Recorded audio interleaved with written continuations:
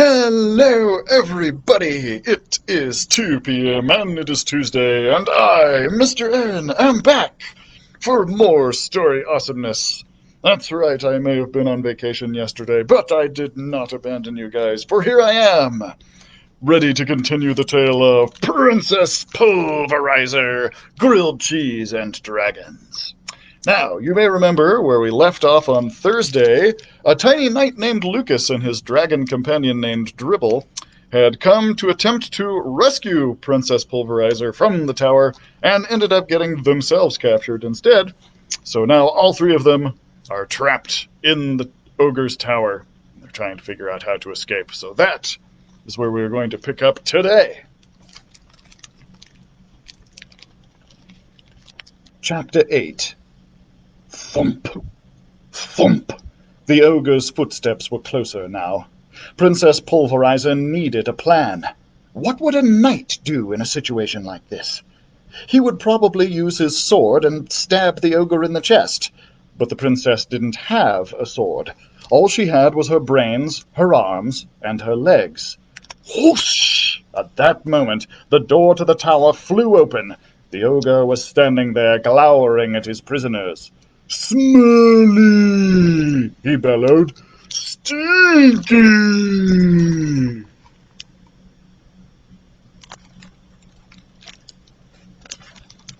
Slam! Princess Pulverizer kicked the ogre in his knee, hard.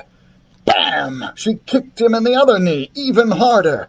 And when the ogre bent down to grab his injured knees, wham! The princess grabbed a wooden chair and smashed the ogre right in the stomach. The ogre tilted backward, grabbing his middle. "Ooh! Ooh! Wowie!" He banged his head on the doorpost. Princess Pulverizer leapt out of the way and over to the far window near her friends. Just before... thud! The ogre fell to the ground in a heap, right in the middle of the room. "Wow," Lucas said. "I had no idea you were that strong." "I'm not," Princess Pulverizer admitted. "I just caught him by surprise." "Is he dead?" Lucas wondered nervously. "Nah," Princess Pulverizer said. "I can still smell his awful breath. He's just knocked out, but he won't be for long. We have to get out of here." "How are we going to do that?" Dribble asked her. "He's blocking the doorway."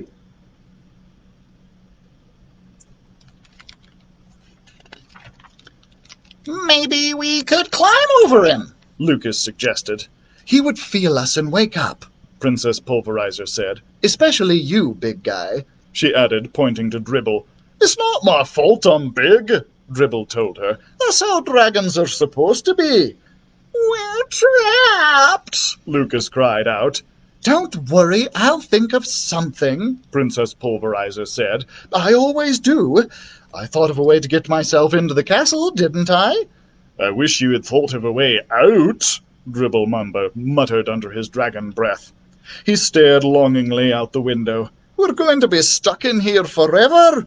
I'm never going to feel the grass under me feet again. I'm never going to get to open my own restaurant." "Oh!" Lucas began to cry again. The princess covered her ears. It was hard to think with the sound of crying. Brrr. Dribble let out another loud belch. The powerful wind was so strong it shook the ogre's giant mountain of stolen treasures. Princess Pulverizer was absolutely miserable. Being stuck in a tower with a gassy dragon really was the worst. She'd never met anyone who let out so much smelly air, or who cried as much as Lucas did. How on earth was she going to get them all out of this mess? She looked over at Dribble. He was batting his wings up and down, trying to get rid of the smell from his latest belch. A broad smile formed on Princess Pulverizer's face. "That's it!" she shouted excitedly. "Dribble is going to save us all!" Chapter 9. "Wait, what?" Dribble asked. "I'm going to save us?" "You sure are," Princess Pulverizer assured him. Dribble grinned his approval. "I like helping people," he said happily. "Just tell me what I have to do." Just then the ogre let out a loud groan. He rolled onto his side.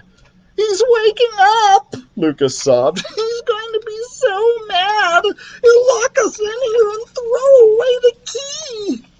"Quick," Princess Pulverizer ordered. "Lucas, climb onto Dribble's back." "Why should I do that?" he asked her. "Yes, why should he do that?" Dribble asked. "Because you're going to fly us right out this window," Princess Pulverizer told the dragon. "That's my plan." "Fly?" Lucas asked nervously. Lucas, not Dribble. "Fly?" Lucas asked nervously. "Like in the air?" "Don't worry, Lucas," Dribble said. "Why, because you're such a great flyer?" Princess Pulverizer wondered excitedly. "No," said Dribble, "because I can't fly. I still have my baby wings. My adult wings haven't grown in yet. Baby wings aren't big or strong enough to fly." Princess Pulverizer frowned. "You're not a full-grown dragon?" she asked. "But you're huge." "Not for a dragon," Dribble told her. "Grown-up dragons are humongous. I'm sorry." He apologized. He looked longingly back out the window and let out another giant burp. "Boy, does my stomach hurt. I never should have had that third grilled cheese sandwich this morning."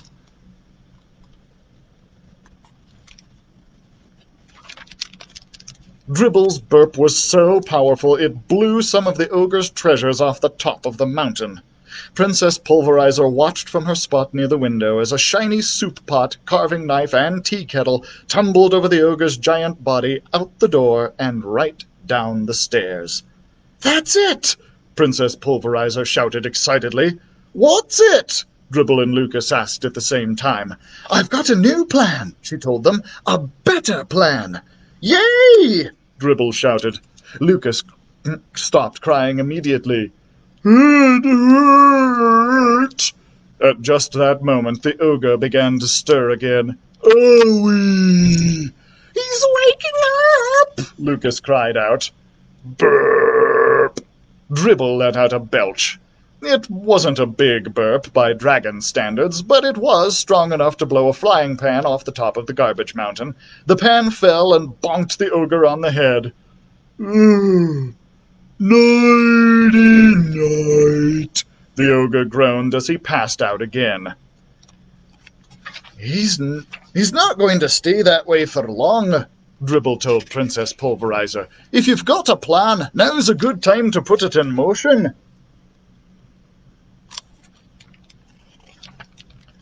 "Okay," Princess Pulverizer told the dragon. "First, you probably should have a little snack." Dribble looked at the princess like she was crazy. "You want me to eat now?" "I don't think this is a good time for food," Lucas said. "It's the perfect time," Princess Pulverizer insisted. "Come on, Dribble, just a little spoonful." "I'm not hungry," Dribble protested. "And besides, that stuff smells disgusting." Princess Pulverizer frowned. This was not going the way she had hoped.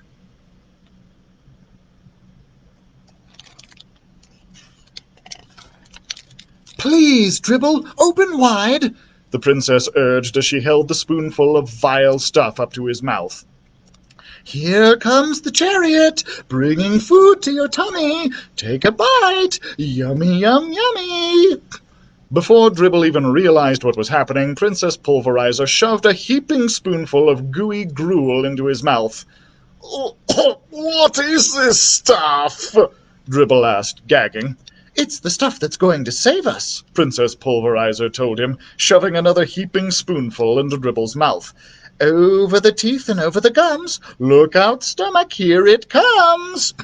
Dribble swallowed the pasty, smelly, cold gruel and made a face. "Oh, what is wrong with you?" he asked. "Oh, doesn't my stomach hurt enough already? One more spoonful of that stuff and I think I might explode." "That's exactly what I'm counting on," Princess Pulverizer said as she shoved the last nasty spoonful of gruel right down his throat. Chapter 10. Burp!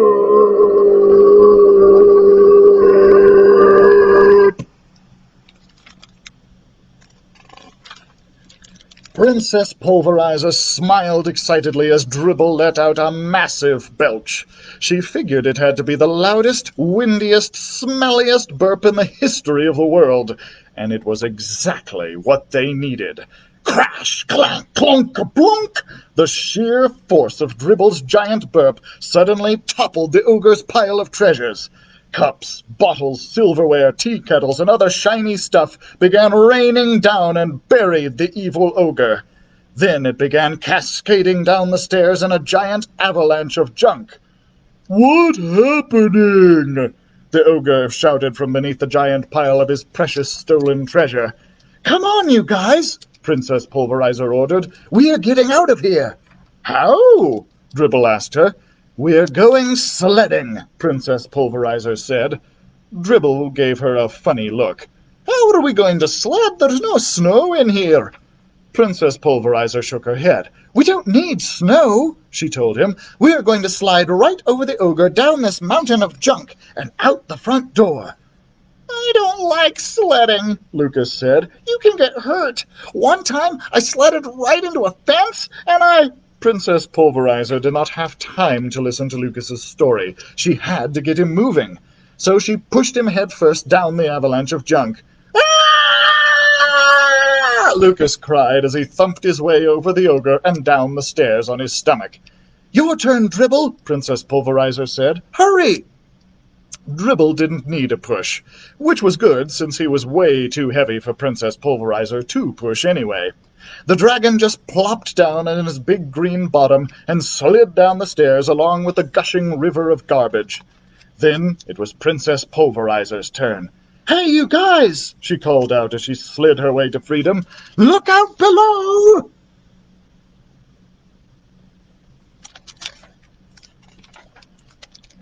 Chapter 11.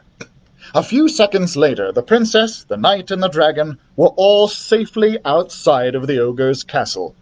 But Princess Pulverizer knew it wouldn't be long before the ogre dug his way out of the pile of what was left of his treasures, and when he did, he was sure to come after them. "Okay, Dribble," she said, "the only thing left for you to do now is carry us to safety." "Why do I have to carry you guys?" Dribble asked her. "You can run all on your own."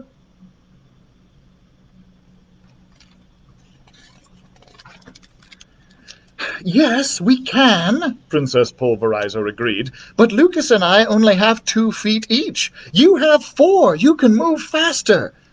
Dribble thought about that for a moment. He was obviously unable to come up with an argument because he finally said, "Okay, climb on." Lucas scrambled onto his friend's back. He climbed up high on Dribble's neck. "Please don't let me fall off," he begged. "Don't worry, pal," Dribble assured him. "I would never let anything happen to you." Princess Pulverizer climbed up the dragon's tail and onto his back. "Okay, Dribble," she ordered. "Take us to the Queen of Schmergermeister."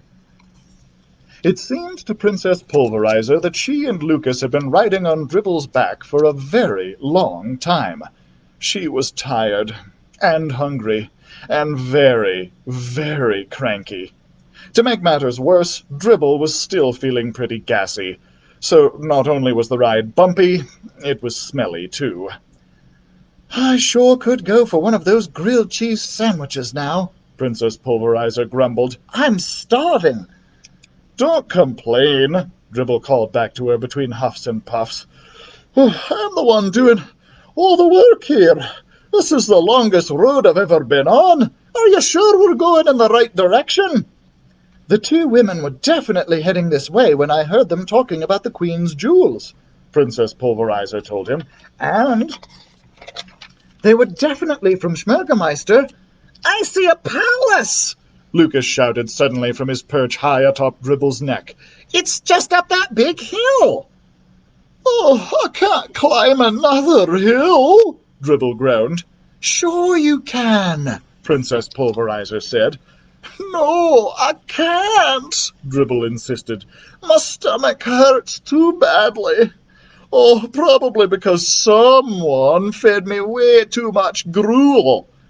Princess Pulverizer frowned. Maybe she had gone a little too far with that last spoonful. "How about we take a break?" she suggested finally. "Dribble, you need the rest, and we could all use a little snack." "Not me," Dribble groaned as he let out another stinky burp. "Oh, I don't want to see food again for a long time." "Come on, just one little sandwich," the princess pleaded. She cocked her head to one side, smiled broadly, and crossed her eyes. "Are you okay?" Dribble asked her. "You kind of look ill." Princess Pulverizer frowned. Apparently her special face had no effect on dragons. Let's see. "I'm kind of hungry, too. If you wouldn't mind—" Oh, this is Lucas. Sorry. I'm kind of hungry, too. If you wouldn't mind making a few little sandwiches, I'd really appreciate it, Dribble," Lucas asked politely.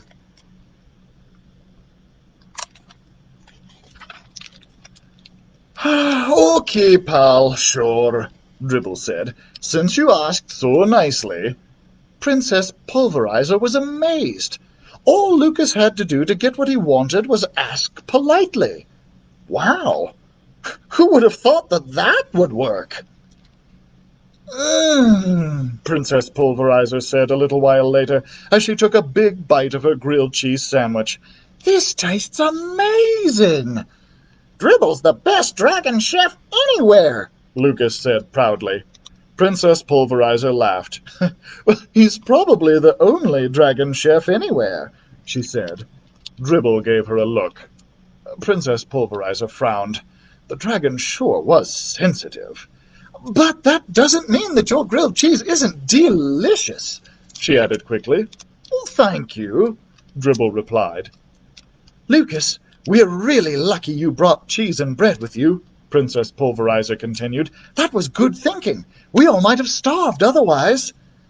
"I guess Lucas and I are kind of handy to have around," Dribble said to the princess. Princess Pulverizer looked at the dragon, who had burped her to safety. Then she looked at the timid knight in training, who had come prepared with food. The princess hated to admit it, but Dribble was right. "I guess I do need a little help sometimes," she said. Dribble smiled. "The three of us actually make a pretty good team," he said. "Team?" Princess Pulverizer asked. "Who said anything about a team? I'm on this quest of kindness on my own." "You'll never get into night school that way," Lucas told her. "Why not?" the princess demanded. "Because knights are all about teamwork. They taught us that when I was in night school. You have to learn to work well with others," Lucas said. Princess Pulverizer thought about that for a moment. The Royal Knights of Imperia did seem to go off on their quests in groups. Maybe that was because they each had their own talents and their own failings. Each knight picked up the other's slack. "Well, come on then," Princess Pulverizer said as she suddenly hopped to her feet. "Come on where?" "Oh, come on where?" Dribble asked her. "To the Schmergemeister Castle," the princess replied. We have some jewels to return." Chapter 12. "My jewels!" the Queen of Schmergemeister exclaimed as Princess Pulverizer handed her the velvet box. "Wherever did you find them?"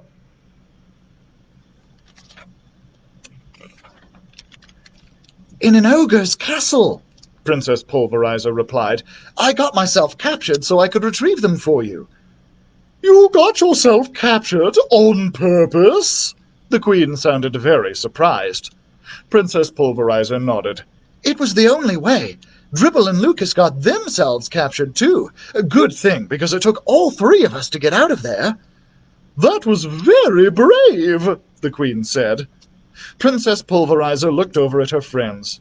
She wasn't completely sure, but she thought Lucas was standing a little taller all of a sudden. The Queen of Schmergemeister opened the velvet box and pulled out a large ruby ring. "This is a reward for your bravery," she said, handing the ring to Princess Pulverizer. "Thank you," Princess Pulverizer replied, "but I'm trying to be a knight, and knights don't wear rings." "They would if they knew about the ring's special powers," the Queen said. Special powers? Suddenly the princess was very interested in the ruby ring. "What special powers?" she asked. "The person who wears this ring is able to walk with complete silence," the Queen said. "Not even a dry leaf will crackle under her feet." "Well, how would that be helpful?" Dribble asked. "Are you kidding?" Princess Pulverizer replied. "This ring will let us sneak up on our enemies. It gives us the element of surprise." We have enemies?" Lucas stammered.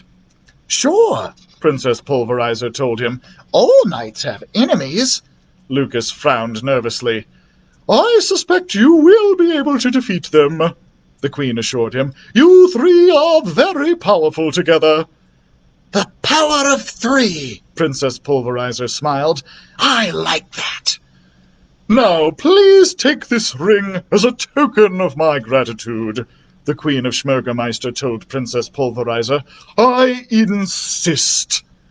Princess Pulverizer took the ruby ring and slipped it onto her finger. It was a perfect fit. The ring was a really lovely gift, and better still, it was proof that she had completed her first task in her quest of kindness. But there were 7 more such tasks to go. "So, we must be taking our leave," Princess Pulverizer said with a curtsy. "Hey, you do that really well," Dribble complimented her. "I've had a lot of practice," Princess Pulverizer told him. "Lady Frump made us do 100 curtsies every day. I guess it came in handy after all."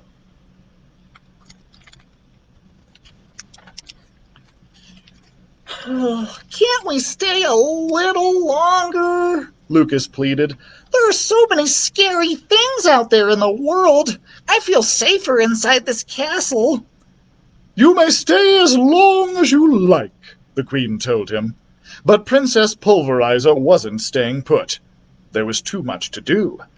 "Come on, you two," she said to Lucas and Dribble. "We have to go. There are a lot of people out there who need help, and we are just the ones to help them." And that brings us to the end of this story, guys. Now, if you are curious, this is in fact a series. Whoops, and the quest continues in Princess Pulverizer Worser, or Worser, and Worst. So, if you guys want to hear the rest of the story of Princess Pulverizer, we do have the rest of them at the library. So come on down and grab book 2 for yourself. It'll be pretty darn awesome.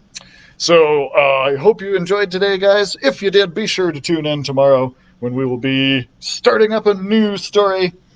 And, of course, don't forget to check out our other live programs, Toddler Time with Miss Becky, Stories with Sunny, and Creating with Constance.